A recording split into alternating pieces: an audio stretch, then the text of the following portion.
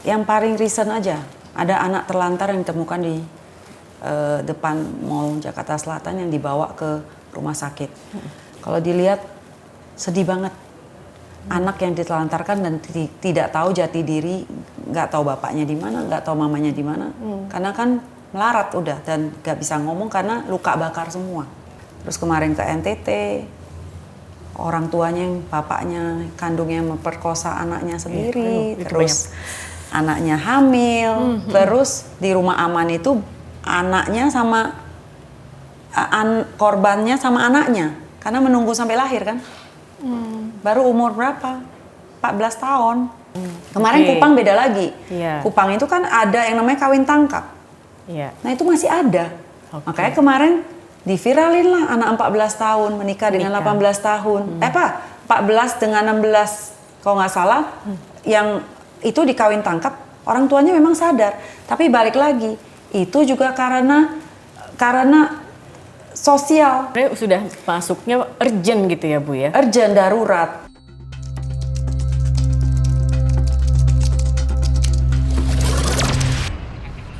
Halo, kembali lagi dalam podcast Penjaga Harapan. Masih bersama saya Zaki Arfan, dan kali ini di Penjaga Harapan kita kedatangan seorang narasumber yang luar biasa. Kiprahnya dalam terkait dengan isu perempuan dan anak ini sudah tidak diragukan lagi. Inilah Ibu Veronica Tan, Wakil Menteri Pemberdayaan Perempuan dan Perlindungan Anak Indonesia. Selamat datang Ibu Vero. Terima kasih, senang sekali hari ini bisa hadir karena Bu Vero ini salah satu wamen yang kita tunggu-tunggu juga Bu, karena jujur ya Bu ya, kalau kita melihat nggak usah jauh-jauh lah, seminggu terakhir belakangan ini saja gitu, yang namanya kasus kekerasan pada anak, perempuan itu menjadi headline selalu di media sosial begitu. Dan tentunya Bu Vero meskipun sudah punya latar belakang ya Bu, dulu pernah menjadi ketua PKK DKI Jakarta, bukan hal yang asing untuk mengurusi perempuan dan anak. Tapi kalau dari sudut pandang Bu Vero melihat banyaknya kasus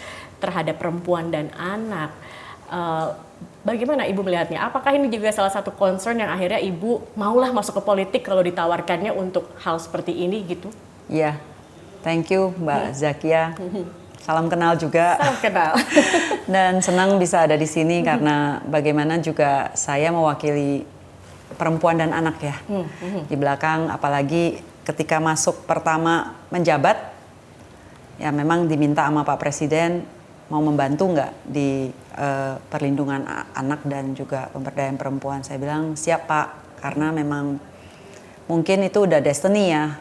Urusan saya 20 tahun ini urusan perempuan, anak gitu, karena waktu dulu di daerah di Jakarta DKI juga kan sebagai istri pejabat itu kan istri kepala daerah itu ex officio sebagai pemberdayaan keluarga, kesejahteraan keluarga itu PKK itu udah ex officio dari istri presiden sampai ke bawah kan.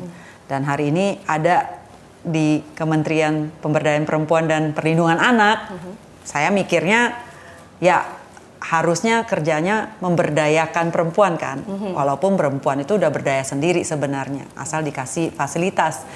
Tapi ternyata yang ada kasus semua, yang seperti Mbak Zaskia bilang ya memang kasusnya itu gunung es mereka bilang ya, karena susah. Kalau anak tereksploitasi dengan kasus seksual atau tereksploitasi perempuan yang kena kekerasan seksual, itu kan hal yang sangat tabu, apalagi di daerah-daerah. Biasanya mereka tuh akan restorasi justice atau udahlah didamaikan aja, dan ada yang bahkan tidak berani mengutarakan, malu kan sebenarnya kan, apalagi anak kasus dan kekerasan ya notabene ya kekerasan seksual yang malu banget diutarakan. Jadi ini yang menjadi kendala, seolah-olah sepertinya tuh enggak kelihatan gitu loh, tapi padahal ini udah darurat sebenarnya kalau dibilang, karena kan perempuan-perempuan yang terkena kasus atau anak yang akhirnya terdampak kepada anak itu ya dikarenakan ya dibilang seperti fenomena gunung es. Kelihatannya dikit gitu loh, padahal dalamnya tuh kawah gitu. Apalagi kalau sekarang internet, kita lihat internet yang eksploitasi anak melalui daring-daring itu, kita itu udah peringkat ketiga. Ya jadi kita 1,4 tahun ini juta yang kena tereksploitasi. Berarti sebenarnya sudah masuknya urgent gitu ya Bu ya? Urgent, darurat. Jadi program Pak Presiden untuk anak generasi emas 2045, untuk program MBG benar, untuk program health screening, untuk sekolah rakyat benar. Tapi ketika masuk kepada perlindungan, berarti kan anak-anak yang tereksploitasi dengan kasus, dengan banyak kekerasan dan hal itu.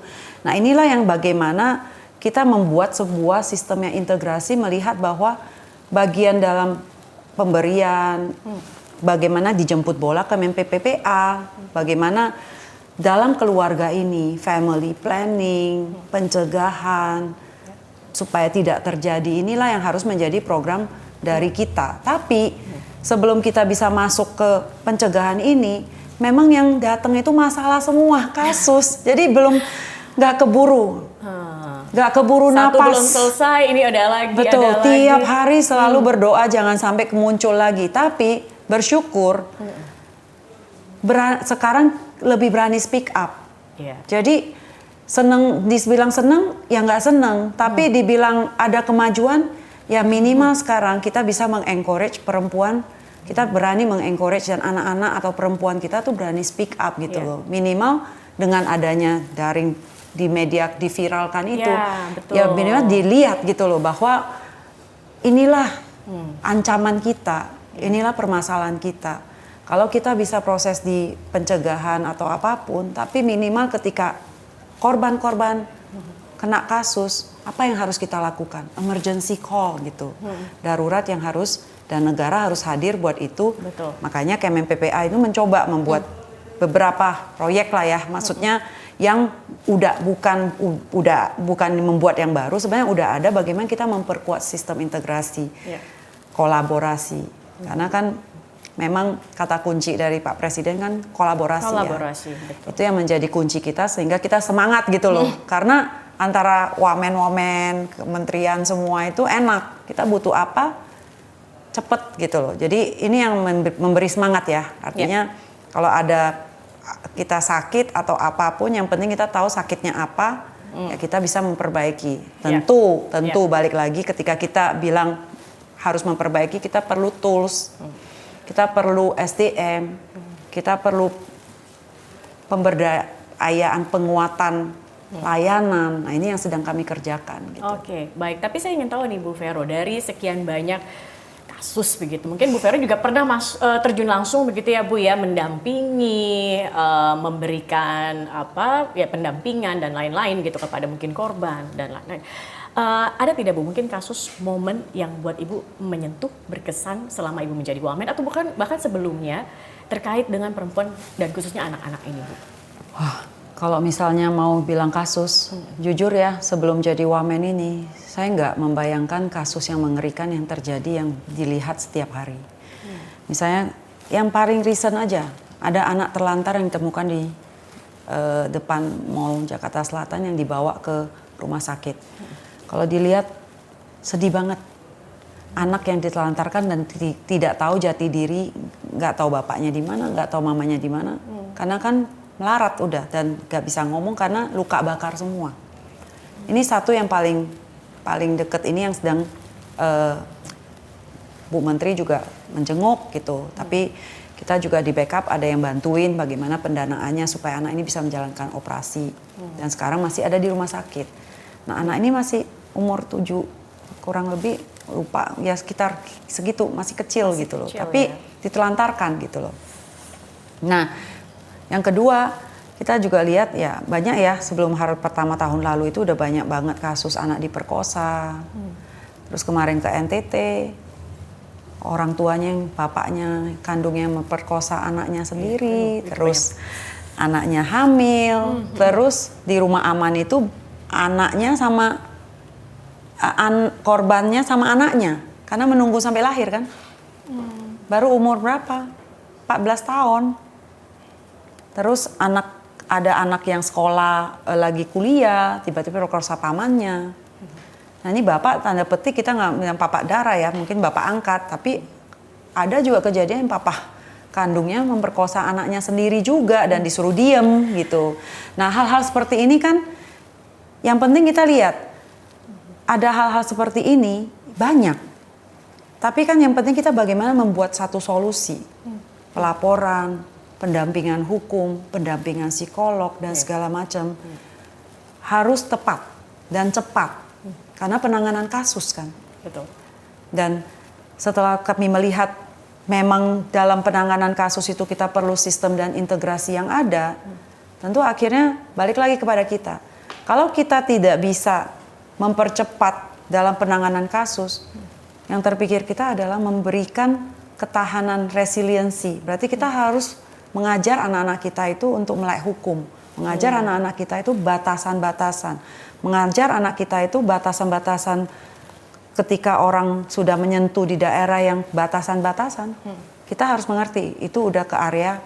Nah, akhirnya itu membuat sistem-sistem yang kita harus membuat dari sistem hulu sampai dari hilir harus ditanganin. Tapi apa yang harus kita persiapan supaya anak-anak kita resilient terhadap semua dampak-dampak yang bisa memberikan dampak korban terhadap anak-anak kita gitu loh. Eksploitasi kepada ini yang nantinya ke perdagangan orang dan akhirnya ya itulah yang akhirnya terjadi gitu loh, karena ya ujungnya itu karena kita nggak melekkan generasi kita gitu loh, bahwa udah terlalu banyak yang seperti itu dan batasannya di mana ya kita harus belajar gitu. Nah, memang kalau kita melihat ya kasus kekerasan pada anak, perempuan dan lain-lain, ini kan panjang sebenarnya Bu ya rantainya, dalam arti begini. Ada namanya pernikahan dini anak. Kasus di Indonesia itu banyak sekali ya. Betul. Pernikahan dini anak masih di bawah usia masih di bawah usia pernikahan tapi sudah dinikahkan begitu. Itu sebenarnya sumbernya Di situ. Dan ini terjadi banyak terutama mungkin di pelosok-pelosok dan lain-lain seperti itu. Kemudian juga orang tuanya, bagaimana kesiapan mereka ketika memiliki anak begitu kan Bu ya. Apalagi dengan kondisi ekonomi yang mungkin sulit begitu dan tidak mudah begitu untuk bisa membesarkan anak begitu Bu. Dari sekian banyak kasus Ibu melihat ini, apa kemudian yang menjadi program prioritas? Kalau tidak salah kan di awal Ibu menjadi wamen itu kan Pak Prabowo sempat menitipkan seperti permasalahan stunting, makan bergizi, posyandu, imunisasi begitu. Tapi setelah melihat realita, apa kemudian yang menjadi program prioritas begitu Bu? Apakah tetap ini atau Ibu kemudian men-set lagi program-program lain sebagai prioritas? Ya makanya dari belanja masalah, karena kita lihat ujungnya adalah ekonomi. Jadi kan ketika, kita ngomong Jawa Barat, segmen-segmen kan berdasarkan daerah kan beda. Ngomong pernikahan dini. Jawa Barat ketika perempuan 15 tahun tidak menikah, mereka dianggap secara sosial, mereka mendapat tekanan, nggak laku. Nah itu permasalahannya kan kita harus di akarnya dulu. Nah ketika dia nggak merasa ini, akhirnya tekanan sosial itu membuat anak ini menikah kan. Tapi apakah mereka ready menikah? Nggak ready. Nah sehingga mereka lah akhirnya balik lagi, yang terdampak itu adalah perempuan. Umumnya laki tidak begitu dibegitukan karena tekanan sosial itu lebih ke perempuan karena umur. Tapi ketika mereka jadi janda, itu malah bangga. Karena sosial juga, karena 15 tahun kan kalau nggak menikah nggak laku. Setelah menikah cerai dia boleh keluar. Nah itu Jawa Barat. Maka itu yang berdampak kepada kenapa padat sekali, family planning nggak ada, punya anak banyak. Persiapan menikah, persiapan nggak persiapan. Kita punya undang-undang yang mengacu pengadilan kalau menikah itu di atas 19 tahun baru tercatat secara hukum di negara. Tapi karena agama mengizinkan kawin siri, tetap aja nikah. Balik lagi karena tekanan. Balik lagi kan. Di situ kita akan lihat isunya seperti apa, daerahnya seperti apa. Harusnya kita ajarin, pinterin anak-anak, pinterin perempuannya. Jangan gampang kena tekanan isu. Nah, itu yang penting pinter. Caranya, Bu? Kan nah ini program yang sedang kita lakukan di Ruang Bersama Indonesia sebenarnya. Pinginnya Ruang Bersama Indonesia adalah ruang kolaborasi semua antar stakeholder semua itu mengengage kebutuhan yang ada, memintarkan. Nah, ini adalah gerakan yang lagi kita planningkan sebenarnya untuk kita lakukan melalui bantuan-bantuan lah, mau Google, Meta, segala macam. Sekarang kita minta, kalau mainstreaming, berilah pendidikan karakter building, berikanlah algoritma-algoritma yang mendukung untuk pendidikan, edukasi, supaya algoritma yang keluar bukan algoritma yang aneh-aneh, yang gampang di feeding, yang gampang cari duitnya seolah-olah notabene itu pornografi yang terselimut. Karena kan ujungnya duit, kan saya bilang. Ketika nggak ada duit, apapun usahakan dilakukan. Dan ketika nggak ada duit, orang tuanya juga udah nggak bisa piara anaknya lagi, anaknya ditelantarkan, anaknya juga bebas berkeliaran dengan HP. Nah itu kan program Pak Presiden dari itu PP Tunas yang dari Komdigi itu kan sebenarnya titik awal bagaimana kita membuat keterbatasan di dalam penggunaan daring, bukan berarti tidak boleh pakai, tapi ketika ada akses-akses yang bisa dibatasin supaya anak-anak tidak teralgoritma dengan apapun akses yang ada bisa dimasukin. Itu kan pembatasan-pembatasan yang kita bisa lakukan. Nah sekarang kita lihat NTT, beda lagi kasusnya. Kemarin Kupang beda lagi. Kupang itu kan ada yang namanya kawin tangkap. Nah itu masih ada. Makanya kemarin diviralin lah anak 14 tahun menikah dengan 18 tahun. 14 dengan 16 kalau nggak salah, yang itu dikawin tangkap. Orang tuanya memang sadar, tapi balik lagi itu juga karena sosial. Jadi dianggap mereka udah pacaran, seolah-olah dari budaya tuh ditangkap dikawin, nggak melihat sebenarnya parentingnya itu harusnya orang tua sadar. Orang 14 tahun masih teriak minta susu kok sama mamanya, diviralin gitu loh. Mana mungkin ready untuk menikah. Konsep menikah itu kan bukan hanya jatuh cinta. Tapi budaya itu mendorong, dan ketika PPPA mengintervensi dari anak yang ini kan dianggap anak pernikahan dini itu dianggap tuh kan harus diparental lagi. Jadi dia harus melewati masa-masa. Kalau dari PPA itu kita akan mengadakan edukasi, pendampingan untuk supaya mereka tuh lebih sampai mereka ready untuk menikah gitu loh, karena udah terjadi kan. Tapi malah sama budaya di dalamnya dengan para tanda petik ya saya juga nggak tahu ya para budaya di sana, ada orang-orang yang ada di Kupang, pemudanya, elderly-nya ngomong kok negara mengintervensi sih, toh mereka bahagia. Nah di situ kita lihat adanya mislink. Sekarang kita negara hadir, mau mengedukasi. Negara kalau di atas negara, undang-undang negara, hukum negara itu di atas budaya, hukum adat. Tapi ketika kita masuk ke dalam daerah, mereka tidak akan mengerti bahwa hukum negara itu di atas hukum adat. Tapi karena daerah itu adalah di atas adat, hukum adat, porsi mereka akan lebih tinggi kan berasanya. Akhirnya itu yang susah bagaimana mengedukasi. Kita juga tidak menjadikan hukum adat istiadat itu dibentrokan dengan negara. Tapi negara harus hadir karena persamaan bahwa semua anak, semua perempuan, semua anak laki-laki itu adalah bersama haknya dan negara harus hadir. Nah, hal-hal seperti ini yang bagaimana kita tuh mencari cara supaya jangan terjadi bentrok, tapi membuat edukasi-edukasi yang memelekkan anak-anak, memintarkan orang tua. Nah tentu balik lagi, kolaborasi ini penting. Nah dalam 8 bulan ini kita belanja masalah. Dan kita lihat sistem birokrasi itu tidak seperti, kita masuk juga bukan kita lulusan ASN, kita juga perlu loading. Tapi yang paling penting adalah kita tahu permasalahan yang terjadi sekarang. Dan kita tahu harus ada solusi A, solusi B, solusi C. Nah ini platform-platform lah yang sedang kita bentuk, call center yang sedang kita usahakan. Udah ada memang dari Sapa 129, tapi bagaimana penguatan layanan yang terintegrasi. Karena semua platform ada. UPTD, unit pelaksana daerah, di setiap daerah dibentuklah UPTD yang bisa melayani 11 layanan. Pendampingan, kesehatan ketika korban, pendampingan psikologis, hukum, itu semua ada di dalam layanan di dalam UPTD. Tapi SDM-nya ada nggak? Penguatannya ada nggak? Nah itu kan harus balik lagi, harus kerjasama sama polisi, harus kerjasama sama rumah sakit ketika korban kekerasan harus divisum. Nah uang visumnya dari mana? Karena ketika divisum masuk rumah sakit dianggap visum itu bukan dianggap kesehatan tidak tertular yang bisa di cover BPJS karena kan nggak dianggap sebagai penyakit. Tapi sebenarnya efeknya adalah ketika korban perkosaan hamil kena HIV, ini kan sebenarnya menjadi penyakit. Nah, loophole inilah yang sebenarnya kita lagi pemetaan dan dengan platform yang kita sedang perkuat supaya integrasi antara kejadian ada, polisi ada nggak, polisi cepat nggak, sistem berapa lama.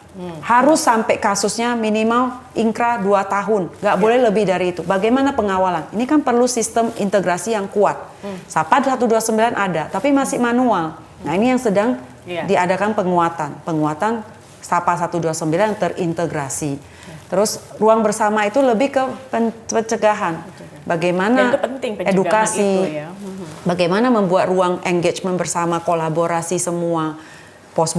Desa hukum, Kementerian Hukum ada Posbangkum yang paralegal bisa melek. Nanti dari Kementerian Desa ada program apa? KKBN ada program keluarga KB-nya. Nah inilah harusnya kita jahit gitu di bawah. Nah sementara sekarang kan semua kementerian kita lagi mencoba-coba untuk mencari istilahnya apa sih yang bisa bantuan langsung ke desa atau ke kota atau ke daerah. Nah inilah yang harusnya kita nanti udah menemukan tools-toolsnya masing-masing, ini yang harusnya dijahit menjadi sebuah kolaborasi. Tapi ya memang waktu 8 bulan kita masih loading dan kita masih mencari fakta-fakta apa, karena birokrasi tidak boleh dilewatkan. Kita juga harus tapi kita tahu birokrasi lama. Caranya cepat apa? Lakukanlah pilot task force, yang gitu kita bisa lakukan. Nah penguatan itu ada nggak? Ada, tapi sedang harus ada SDM-nya, harus ada penguatan, harus integrasi, harus kolaborasi. Nah ini yang jadi PR yang sedang kita lakukan. Ini sedang digodok begitu ya. Mudah-mudahan dalam waktu dekat bisa segera terlaksana, tereksekusi dengan baik. Karena kalau cuma laporan dari dulu sudah banyak kan Bu, begitu ya. Silakan lapor, ini call centernya bla bla bla. Tapi kan yang diharapkan bagaimana kemudian laporan itu bisa ada penyelesaiannya, ada solusinya begitu. Dan tadi kalau Bu Vero menyinggung tentang memberikan edukasi atau memberikan sosialisasi, tapi kemudian ada bentrokan antara hukum adat tadi misalnya salah satunya. Ada tidak sih Bu sebenarnya kolaborasi tanda kutip begitu ya? Mungkin yang harus diedukasi pertama juga adalah bagaimana tokoh-tokoh berpengaruh, tokoh-tokoh adat di wilayah-wilayah tertentu begitu, sehingga mereka sendiri juga memiliki pemahaman dan bisa bekerja sama untuk menyelesaikan permasalahan-permasalahan ini. Ini sudah dilakukan juga belum Bu Vero? Kalau saya bilang kadang-kadang gini, orang tua kita aja. Jadi saya selalu melihat dari sepatu masing-masing. Kalau kita mau membuat orang tua kita aja dengan samalah, saya ngomong umpama. Kayak anak saya kasih contoh. Ketika kita kan selalu belajar, kalau malam, kalau kita nulis atau apa belajar harus lampunya terang gitu. Itu kan kayak udah dari dulu kita diajarin orang tua harus lampu terang. Jadi suatu saat anak saya waktu masih remaja saya ngomong, Daud, kok gelap banget? Kita kan maksudnya kan nanti matanya rusak. Maksudnya kita kan otomatis kan. Ini kan karena kita bawaan diajarin seperti itu dari dulu ya udah kita ini stigma kita kan udah ke situ. Terus anak kita ngomong gini, you check Google mah, nggak harus lampunya nggak harus terang-terang kok, mata nggak ada masalah dengan ini, yang penting maksudnya ya dia ada argumentasinya. Nah apalagi kita sekarang kan anak-anak kita kan banyak argumen. Itu yang saya bilang. Kita mau mencoba merubah budaya atau apa, itu tidak akan segampang. Karena mereka itu udah dari turun-temurun dan udah ada kebiasaannya yang nggak bisa.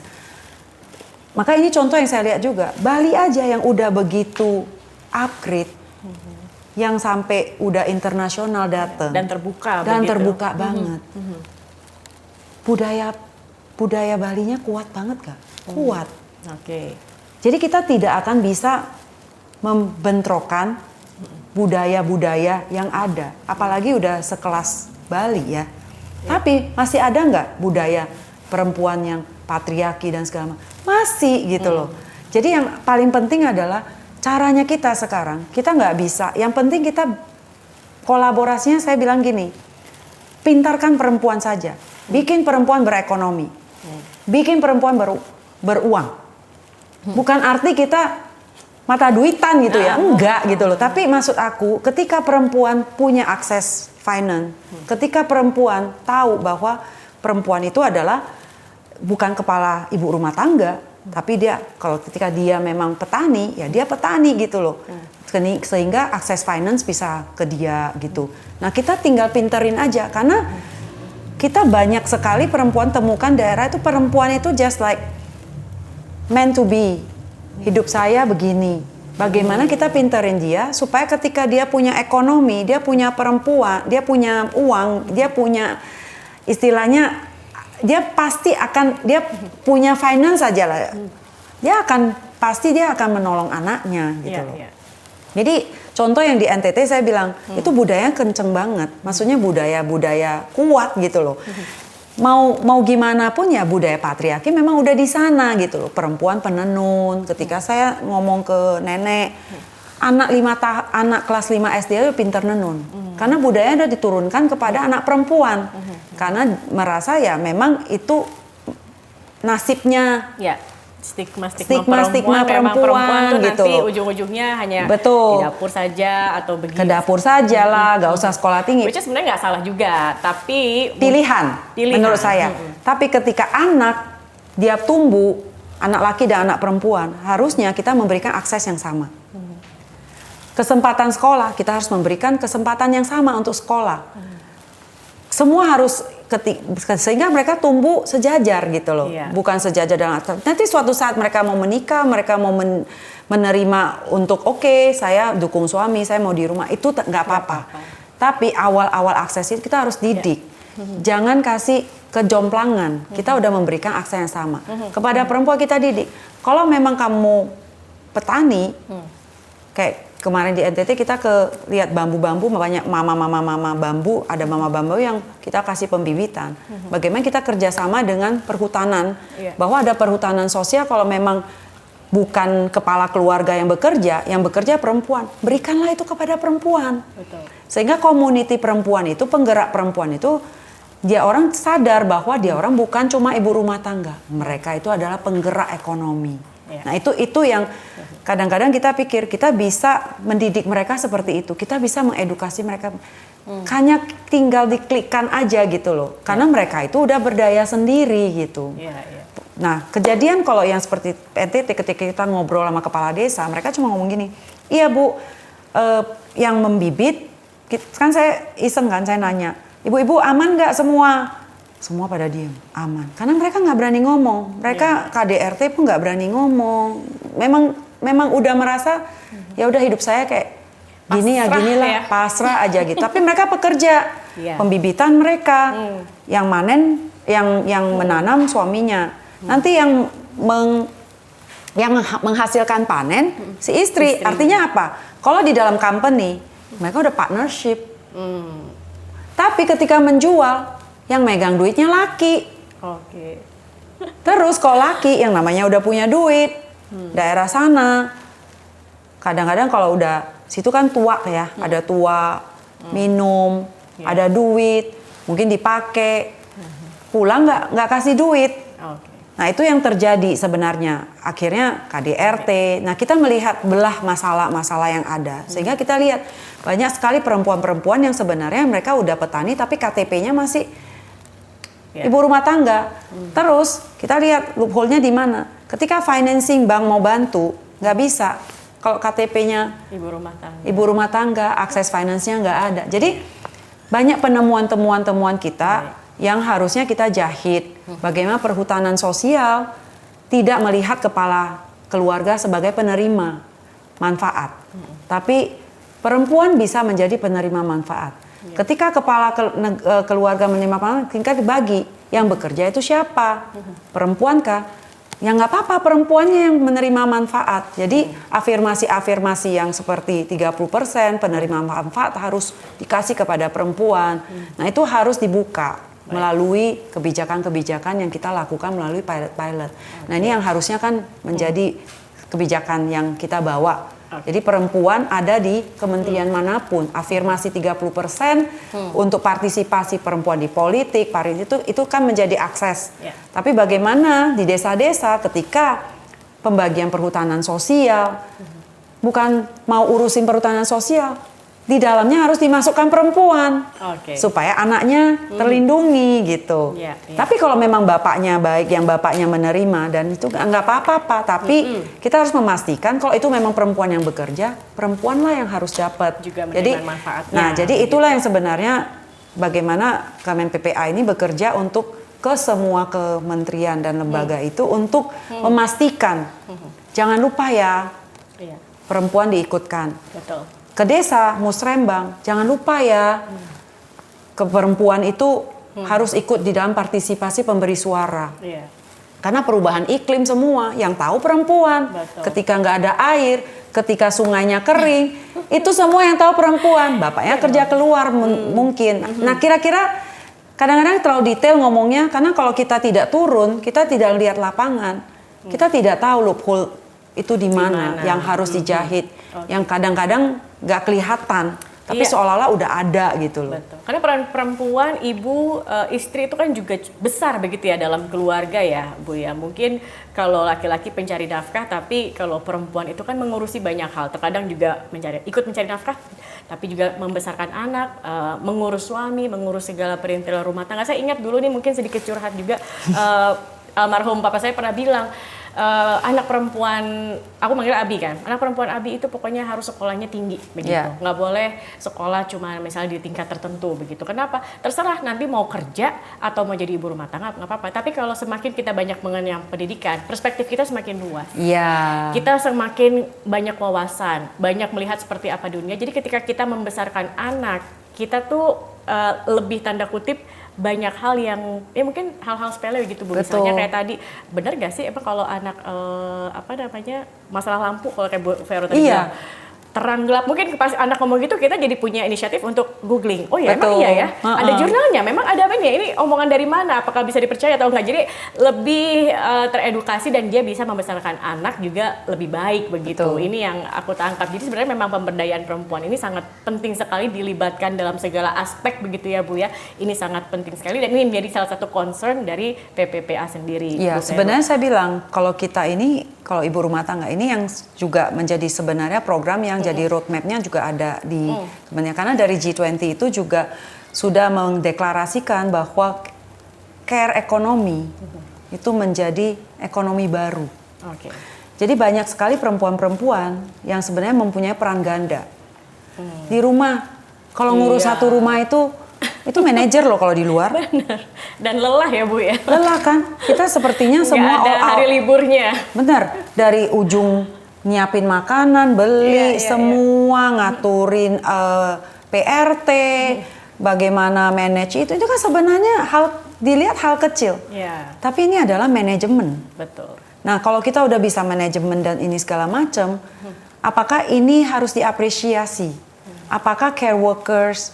Nah, ini yang saya temukan juga, yang sebenarnya ini bisa menjadi program yang sedang kita peta jalankan. Karena memang itu udah inisiatif dari Bappenas dan ada roadmap itu juga ada di Astacita Pak Presiden gitu. Sebenarnya bagaimana menjadikan care ekonomi menjadi ekonomi baru, ekonomi keperawatan gitu loh. Bagaimana menilai, memvalue sebuah, kalau kita ngomong peran perempuan 30% harus partisipasi. Tapi ketika kita tahu terkendala punya anak, terkendala ini dan mempunyai peran ganda yang tidak ada value-nya, profesinya. Sehingga itu kan yang menjadi penghambatan sebenarnya. Bagaimana memvalue sebuah profesi dari caretaker itu menjadi sebuah ekonomi. Akhirnya ini kan akan menjenjang karir. Nah ini sebenarnya banyak sekali hal-hal yang sebenarnya bisa dikerjakan dan partisipasi menurut saya, bukan menurut saya sih, sebenarnya menurut data. Kita ada 60% perempuan, 49% perempuan. Kan perempuan pria dari jumlah penduduk kita. Terus productive age. Kita itu 60% perempuan juga. Nah, kalau kita tidak mencarikan ekonomi baru yang untuk memberdayakan istilahnya memberikan akses lah sebenarnya. Kesempatan Afirmatif. Bukan soal memberdayakan ya. Saya bilang sih perempuan itu kalau ditaruh di mana aja bergerak kok. Survivalnya tinggi. Survivalnya memang tinggi kan. Dan yang penting ini aja, nah bagaimana ini menjadikan sebuah ekonomi baru gitu loh. Di dalam peran, sehingga dia dapat akses, dia bisa berkarir. Dan ini akan membantu ekonomi sebenarnya. Oke, baik. Tadi kita sudah bicara banyak isu begitu ya Bu ya. Nah salah satu yang juga menjadi concern saat ini adalah tadi sebenarnya sudah disinggung juga sama Bu Vero terkait dengan bagaimana kita sudah masuk ke era digital. Pornografi saat ini di era digital ini kan sangat sulit dikendalikan ya Bu, dengan konten-konten yang mungkin juga kayak Ibu bilang algoritma ini, karena saya ingat kalau di China sendiri algoritma untuk anak itu malah banyak yang lebih edukatif begitu ya kan. Di Indonesia aku nggak tahu bagaimana kemudian dari peran PPPA itu sendiri, dan ini terkait juga dengan mental health Bu. Ya, banyak juga anak-anak terutama di generasi muda saat ini yang terkena mental health, yang juga berkaitan dengan sosial media, pressure dan segala macam. Ini bagaimana? Ini juga menjadi concern kah, Bu? Sebenarnya mental health ya, kalau ngomong sekarang mental health ya, saya jadi ingat ketika anak perempuan saya itu masih 12 tahun. Waktu itu dia itu masih ngomong, "Mah, aku lagi bantuin orang-orang, teman-teman itu yang lagi booming kayak model kalau udah mental health gitu, pada kayak nyakitin diri sendiri gitu. Itu juga saya sadar nggak sadar itu udah 10 tahun yang lalu. Dan apa akar setelah masuk ke Kemen PPA, saya menyadari akar permasalahan kita ya benar feeding anak-anak kita itu, apalagi setelah pandemik itu semua online, gaming. Feeding algoritmanya mereka, di grooming dan segala macam yang bullying pun ada begitu kan di. Karena ya itu kebebasan, begitu bebasnya mereka bisa reach out semua media sosial. Sehingga itu yang menjadikan apa yang dilihat itu kan apa yang ditanamkan. Nah, makanya waktu ketika kita kan sebenarnya banyak kerjasama. Kayak PPA ini budgetnya nggak besar. Tapi memang kita karena menjadi isu yang penting global kan. Sedau, paging platform, maksudnya UN Women, dan maksudnya banyak sekali hal yang mentitik beratkan kepada persoalan perempuan gitu loh. Dan terutama kayak UNICEF sama Save the Children itu kan mentitik beratkan kepada anak. Sehingga kita banyak di audiensi dengan mereka gitu, dan mereka memberikan bantuan-bantuan yang maksudnya apa dong yang kita bisa bantu. Makanya saya selalu ngomong gini sama media-media sosial, saya bilang, ayo dong kita. Karena kita nggak keburu. Kalau mengandalkan kita sendiri untuk ini, kita juga udah lelah sama kasus gitu loh. Yang ada apa? Tolong dong bikin kayak iklan di TV-TV. Iklan itu dibikin sampai sedemikian bagusnya hanya untuk menjual produk. Kita membayar mahal untuk membuat sebuah display supaya orang bisa tertarik. Boleh dong 10%, 5% aja. Bikinlah yang terbaik tentang edukasi. Saya ingat dulu kalau masih kecil itu zamannya Pak Harto kan memang ada keluarga berencana tuh. Jadi program keluarga berencana itu nempel banget. Sampai nempel. Iya betul. Saya ingat itu kita gitu loh. Anak-anaknya masih zaman anak-anak. Tapi kan nempel. Lagunya juga nempel. Iya. Cukup 2 anak. Pokoknya apalah itu saya juga nggak ingat. Tapi kita lengket gitu loh. Sebenarnya cara kita gampang. Bikin yang sama. Sama-sama kita jadikan sebuah gebrakan. Mau dimanapun, jadikanlah itu CSR, program edukasi. Karena gimana bisa mental health? Karena anak-anak kita itu parentalnya kurang udah. Pembangunan character building nggak secepat mereka lihat grooming media sosial. Permainan, game, semua feeding. Nggak secepat. Komunikasi dengan orang tua, apakah orang yang pertama dicari ketika anak patah hati itu orang tua? Belum tentu sekarang. Karena orang tua pun main gadget. Distract dengan semua TikTok, media, dan apapun yang muncul. Kalau yang urusan orang-orang, kan urusan orang paling seneng kan? Maksudnya paling menarik daripada ngurusin edukatif. Hidup orang gitu ya.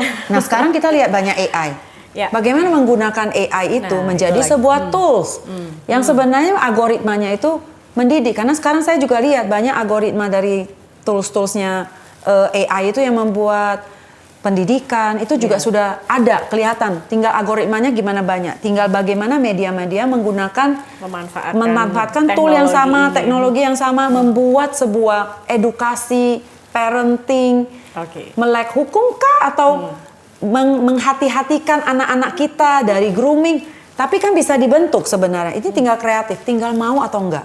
Saya yakin kita bisa menggunakan alat yang sama, memberikan CSR melalui media 5 menit, 1 menit aja, nggak usah panjang-panjang kok sebenarnya.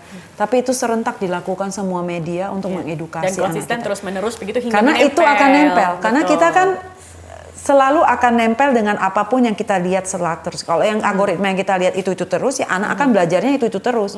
Tapi kesempatan kita ada nggak? Ada, kecuali kita sering-sering melakukan. Kalau kita kesempatan komunikasi kita aja jarang, mau gimana anak kita? Sedangkan dia feeding dari media sosial jauh lebih banyak daripada ini. Tanggung jawab orang tua ada. Makanya kita minta ketika anak dalam remaja itu, apakah yang dicari itu, apakah orang tua engkau hadir? Ketika anakmu membutuhkan, apakah dia cari orang lain, orang yang nggak dikenal, orang asing, sebagai tempat curhat dia pertama, ataukah orang tua yang menjadi curhat. Nah ini juga panggilan yang bagaimana kita juga parenting kepada orang tua. Karena satu hal, sorry agak panjang ini, karena ketika MBG kemarin, kita kan ada MBG acara ke anak, ke ibu hamil. Jadi kita ke Posyandu. Waktu itu saya ingat, terus saya ngomong, pengen neneknya yang bawa cucu datang. Terus wawancara dong, ngobrol dikit. Saya tanya, Nek, kok ini anaknya berapa? Anak saya ada 4, cucunya berapa? 8 gitu, banyak lah gitu. Kok jadi nenek? Iya, dia bilang, yang penting saya hanya berdoa, dia bilang, anak saya sehat aja. Cucu-cucu saya semua sehat. Saya bilang, anaknya di mana? Tidur-tiduran. Jadi generasi nenek, generasi mama kita itu masih zaman yang benar-benar masih disiplin, bekerja, cuci baju di rumah, siapin makan dari pagi. Tapi generasi keduanya udah model santai, terus nikah muda, punya anak. Yang jaga siapa? Belum siap. Yang jaga siapa? Neneknya. Nah neneknya makanya cuma berdoa. Nah inilah fakta generasi kita udah kurang. Kenapa bisa jadi mental? Ya belum cukup usia menikah, buat keluarga baru, tidak punya tanggung jawab, bentuk lagi keluarga baru, akhirnya jadi beban. Dan ekonomi nggak ada. Nah inilah yang sebenarnya capture yang harus kita lakukan, apa yang bisa kita lakukan cepat dan enggak. Oke baik, saya mendengarnya saja sudah ikutan pusing ya Bu, dalam arti ini banyak sekali masalahnya, banyak sekali yang harus dibenahi. Makanya kita jahit. Ya dan challenge-nya, tantangannya juga tidak sedikit begitu untuk bisa merealisasikan program-programnya bagus kalau kita melihat sudah bisa menyentuh ke akar permasalahan sebenarnya, tetapi mungkin juga masih banyak challenge di lapangan yang harus dibenahi lagi. Nah Bu Vero, sebenarnya masih ingin ngobrol lagi tapi sayang waktu kita terbatas. Saya ingin terakhirin nanya sama Bu Vero, Bu Vero ini kan seorang ibu, kemudian seorang wanita juga Ibu. Apa kemudian warisan jangka panjang yang ingin Ibu tinggalkan ketika mungkin nantinya sudah tidak menjabat lagi sebagai Wamen PPPA, begitu kebijakan, mungkin solusi yang diberikan, apa yang ingin Ibu berikan untuk negara dan bangsa ini dari kontribusi Ibu ketika sekarang diberikan amanah sebagai Wamen PPPA ini Bu? Maka dalam waktu 4 tahun lebih, berapa ratus hari, kita udah kerja 100-an hari kayaknya ya. Saya berharap yang ditinggalkan itu adalah sebuah sistem. Jadi sistem yang bisa dari kasus, penegakan hukum, itu sistem harus dibuat dengan baik dan sustain. Bagaimana dari sistem itu, sustainability-nya ada. Sehingga yang ditinggalkan itu bukan siapapun yang menjabat. Tapi sistem penegakan hukum, sistem memberikan pertolongan pertama kepada korban, sistem bagaimana mengedukasi, itu harus sudah ada di dalam Kemen PPPA ini. Supaya ketika ditinggal, siapapun itu, dengan adanya sistem yang ada, bukan siapa saya, bukan siapa dia, tapi tidak pandang siapapun, ini akan memberikan hak yang sama kepada semua perempuan dan anak, terlebih kepada korban. sebenarnya. Nah ini yang sedang mau dibangun, sebuah sistem, apakah sistem ini berdiri sendiri atau seperti apa, ini legacy yang harus ditinggalkan. Karena sistem yang akan menjaga sebenarnya, bukan siapa dia gitu. Tapi sustainability itu penting gitu. Betul. Makanya sekarang ini lagi dikunci bagaimana kolaborasi menjadi sebuah command center yang bisa menolong gitu, tapi menjadi sebuah sistem yang tidak bisa dihilangkan ketika sudah tidak menjabat. Oke. Ya hanya bisa itu yang ditinggalkan. Orang kita juga, saya selalu bilang siapapun yang menjabat, kita seperti ini. Ketika tidak menjabat, kita juga yang akan menjadi rakyat yang akan menikmati juga. Nah, cara berpikir seperti itulah akan meninggalkan sebuah legacy sebenarnya. Ya. Jadi bukan siapa, tapi apa yang ditinggalkan. Dan warisan ini, sistem ini yang akan ditinggalkan. Mungkin kan zaman akan terus berubah begitu ya. Tapi setidaknya untuk saat ini sudah membentuk sistem yang jejak, yang bisa menemukan solusi atas permasalahan. Karena kalau kita melihat masalah perempuan, anak ini mungkin seminggu ke depan lagi akan ada lagi nih, begitu. Jadi saya sebenarnya salut dengan Bu Vero, begitu, dengan begini banyaknya masalah dan saat ini diberikan sebuah amanah, bisa menjalankan dan sudah punya program, pandangan, tentunya dalam Kementerian PPPA ini sendiri. Tapi saya senang sekali sih, karena kali ini benar-benar merasakan bagaimana kolaborasi begitu kuat. Oke. Karena saya yakin dengan adanya satu PPPA aja, saya bilang perlindungan anak di kita. Kita punya SAPA 129. Tapi kita seperti difabel. Karena kalau kita tidak ada koordinasi semua, kita hanya terima pelaporan. Tidak bisa yang mencabut hukumnya, ketika ada ya misalnya kalau kita ngomong aja fantasi saudara yang kasus ini yang mencabut kan dari Komdigi terkena kasus anak-anak pedofil dan segala macam dan itu udah dalam keluarga inti terkecil terus penegakan hukum polisi nanti ketika ini ditangkap proses penegakan hukumnya kan udah di jaksa dan di hakim. Nah kita ini pelaporan, tapi kalau integrasi ini nggak ada, nggak bisa jalan. Akhirnya hanya jadi tempat pelaporan dan empathy doang, datang hadir gitu. Nah ini yang seneng banget karena ketika ada apa-apa kita bisa ngomong ke kementerian lain. Lebih gampang untuk berkoordinasi WA, koordinasi. Ini yang membuat kita juga semangat. Sehingga betul. Ada solusi gitu loh. Tapi membangun solusi itu balik lagi SDM. Anak generasi emas itu perlu SDM lagi. Nah itu yang ada semangatnya, ada lihat sedihnya ya ada. Urusan kasus, terus kapan kita bangunnya, ngurus kasusnya seperti ini. Tapi seneng lah, maksudnya semoga ini menjadi semangat bersama untuk kita kolaborasi ya, kata kunci tetap kolaborasi, yang penting jangan patah semangat karena aja. Tidak bisa hanya diselesaikan oleh PPPA saja, begitu ini butuh juga kolaborasi dengan lembaga-lembaga lainnya, karena ini kan banyak aspek yang kemudian harus dibenahi dan diperbaiki bahkan untuk ditindak begitu. Dan Kabinet Merah Putih ini lah tempat kolaborasi yang buat saya ya semangat itu jadinya ada gitu. Oke, jadi memang sudah memiliki kesadaran masing-masing untuk berkolaborasi mencari solusi begitu. Bu Veronica, terima kasih banyak, punya tugas dan tanggung jawab yang besar, apalagi terutama perempuan dan anak, karena anak-anak inilah nanti yang akan menggerakkan bangsa ini, ya kan Bu, yang negara ini, anak-anak akan menjadi masa depan dari Indonesia ini, apalagi kita punya program Generasi Emas 2045. 20 tahun itu bukan waktu yang relatif singkat lah, 20 tahun, dan semoga program yang Ibu saat ini sedang buat dan jalankan juga bisa membentuk generasi muda, generasi anak-anak ini lebih baik lagi untuk Indonesia yang lebih maju lagi. Terima kasih banyak Ibu Veronica Tan atas kehadiran di Penjaga Harapan. Dan itulah wawancara saya bersama dengan Ibu Veronica Tan. Kita jumpa lagi di episode selanjutnya. Terima kasih sudah menyaksikan. Sampai jumpa. Terima kasih banyak. Boleh minum dong sekarang? Dari tadi boleh kok Bu.